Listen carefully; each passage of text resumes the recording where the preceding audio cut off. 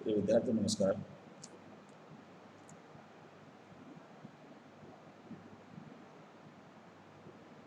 आज हम अनुवर्त कड़ी में गबन की एक छोटी सी व्याख्या का वर्णन करते हैं।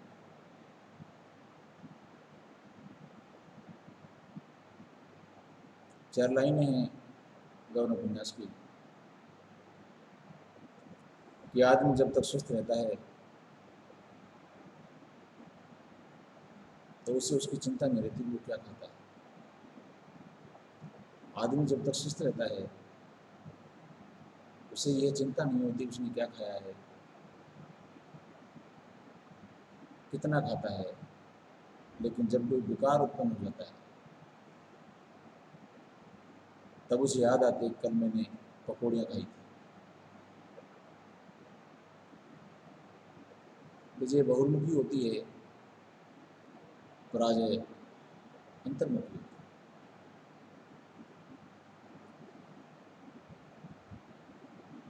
ये बहुत सारगर्भित बात है विद्यार्थियों, जिसका हम आगे वर्णन करेंगे कि जालपा जब दफ्तर के रुपयों की थैली को रतन को सौंप देती है तो समस्या उठ खड़ी होती है कि दफ्तर के रुपए कैसे जमा कराए जाएं। रमानाथ मित्रों से रुपए उधार लेने की चेष्टा करता है किंतु निराश ही उसको हाथ लगती है। वह सर्राफे में जाता है, कदाचित हाथ पैर जोड़ने पर गंगू कंगन बनाना स्वीकार कर ले, किंतु उसकी तो दुकान बंद मिलती है। जबकि चरणदास अपने 700 रुपये का तकाजा कुछ कढ़ाई से करता है। ये स्थिति है रमानाथ की। भगनाथ रमानाथ के हृदय में जब अपने विगत आडंबरकारी आचरण के प्रति बड़ा विद्रोह भाव और पश्चाताप उत्पन्न होता है, वह सोचने लगता है कि मेरी पिछले साल की आमदनी 1000 रुपये से कम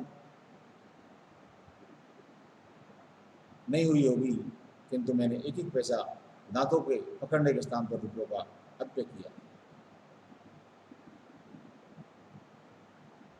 यहाँ विद्यार्थी रमानाथ को उस बात का पश्चाताप है कि मैंने गत वर्ष अच्छी कमाई की थी और उस कमाई को मैंने अगर दांतों से पकड़ता तो शायद है आज ये कंडीशन देखने को नहीं मिलती कि उसने पैसे का अपव्यय किया है। बड़े विद्वानों ने कहा है विद्यार्थी खर्च आदमी को उतना ही करना चाहिए जितना वो कमाता है, और कमाई हुई खर्च में से मैं कहता हूँ आदमी को 50% पैसा खर्च करो और 50% पैसे को अपने पास बचत में बचा कर रखना चाहिए। यह जिंदगी का अनुभव है। क्योंकि एक समय ऐसा आता है कभी कभी विद्यार्थियों के आदमी तो सारी दुनिया छूट जाती है और जेब में आपके 2 पैसे हैं तो आप जिंदगी की डगर को पूरा करने का प्रयास कर सकते हैं। आगे परमात्मा रमानाथ को शायद यही याद आ रहा है कि आज मेरे पास में अगर पैसे होते तो मैं शायद चोर साबित नहीं होता। जालपा को पूर्ण स्वतंत्रता रखी कि वह स्वयं और सैर सपाटा नहीं करे, अपने साड़ियों के भी किराए भाड़े की वहन करें, दरवाजों पर नए पर्दे लगाने, चारपाइयों के किवाड़ से बुनाने व दो दो लैंपे जाने की क्या आवश्यकता थी। आज वह उन बातों के लिए अपनी प्रताड़ना कर रहा था जिनके लिए उसका खर्च चल सकता था, किंतु अपनी अव्ययी पुनर्वृत्ति के कारण वह उन धन को पानी की तरह बहाता गया। उसे मनुष्य के विषय में उपन्यासकार टिप्पणी करता है कि ये तो मानव स्वभाव ही है, जब तक हम पर आपत्ति नहीं आती तब तक हम बहुत सारी अनिष्टकारी बातों को विषय में चिंता ही नहीं करते। प्रेमचंद ने इन 4 पंक्तियों के माध्यम से विद्यार्थी कहना चाहते हैं कि आदमी अपनी जिंदगी में यह सोचता ही नहीं कि अनिष्टकारी परिस्थितियाँ मेरे सामने आएगी, मतलब प्रतिकूल परिस्थिति भी हमारे जीवन में कब घर कर जाती है, कब प्रवेश कर जाती है, पता नहीं चलता। तब हमारे द्वारा ऊटपटांग किए हुए कार्यों पर हमें पश्चाताप होता है। फिर पश्चाताप करने से कुछ नहीं होता। इसलिए अच्छी साहित्य, अच्छे व्यक्ति, महान लोग, विद्वान लोग, विद्वत लोग, गुरुजन, मित्रमंडली, घर में बड़े बुजुर्ग, उनकी बातों को इंसान को हमेशा माननी चाहिए, अपने जीवन में अपनाने का प्रयास करना चाहिए, क्योंकि वही सारी सीख भरी बातें, वही सारी अच्छी बातें, वही ज्ञानवर्धक बातें हमारे जीवन में आगे बढ़ने का मौका देती है। अगर रमानाथ अपनी बीवी से झूठ नहीं बोलता, अपव्यय नहीं करता, पैसे की बचत करता, ईमानदारी से काम करता, तो शायद उसे जेल की सलाखों के पीछे नहीं जाना पड़ता। जब तक कोई मनुष्य बीमार होकर चारपाई पर नहीं पड़ता, तब तक उसके बारे में सोचा नहीं जाता। और आपने देखा है कि मानव जीवन में हम ऊट-पटांग चीज़ें खाते रहते हैं, बहुत सारे प्रयोग करते रहते हैं और ये सोचते हैं कि हमारा शरीर बहुत स्वस्थ है, लेकिन पता नहीं बहुत सारी बुरी चीज़ों को खाने पर कब शरीर पर विपरीत प्रभाव पड़ जाता है और आदमी बीमार हो जाता है। बीमार होने के बाद सोचता है। तो कवि ने कहा भी है कि बिना विचारे जो करे सो पाछे पछताए, काम बिगाड़े आपको जग में होता है। आदमी को समय पर सुधर जाना चाहिए। और ये सुधारवादी प्रक्रिया कहाँ से अपनाई जाती है? अच्छे लोगों के साथ आपकी संगति से। इंसान का जीवन विद्यार्थी कोरा कागज होता है, लेकिन सहने उसमें विकार इतने भर जाते हैं, उसे पता ही नहीं चलता है कि मैं उन विकारों में कैसे प्रवेश कर गया। उन विकारों से बचने के लिए हमें सद्मार्ग पर चलना पड़ेगा।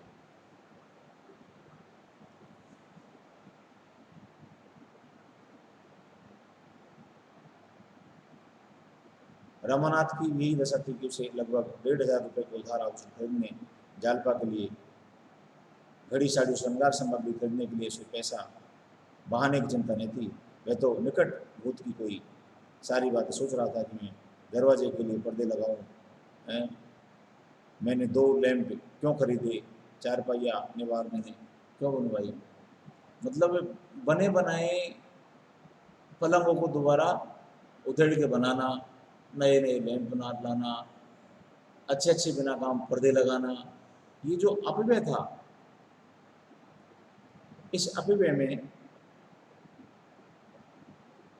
वो इतना आगे निकल जाता है कि उसकी सारी जेब खाली हो जाती है।